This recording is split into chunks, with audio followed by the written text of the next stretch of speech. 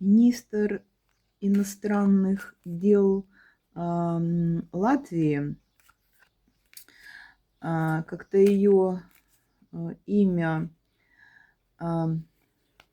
Браззе или Бражже, как-то так вот, фамилия или имя это. Она сказала, что россияне слишком медленно передвигаются. И говорить даже о том, что они передвигаются как улитки или равлики, то это оскорбительно будет звучать для равликов.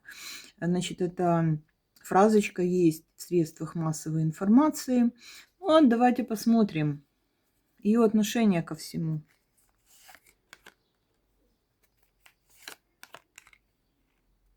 Невозможно узаконить то, что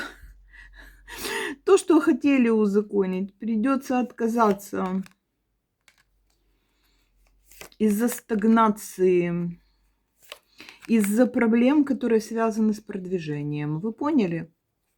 Вы поняли, о чем шла? Вот тут уже просто, просто вырвалось у нее, что из-за того, что россияне не могут захватить все и сразу, невозможно ничего узаконить и вести переговоры на эту тему.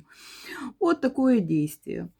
Вот такие рассказы у нас выплывают в информационном пространстве.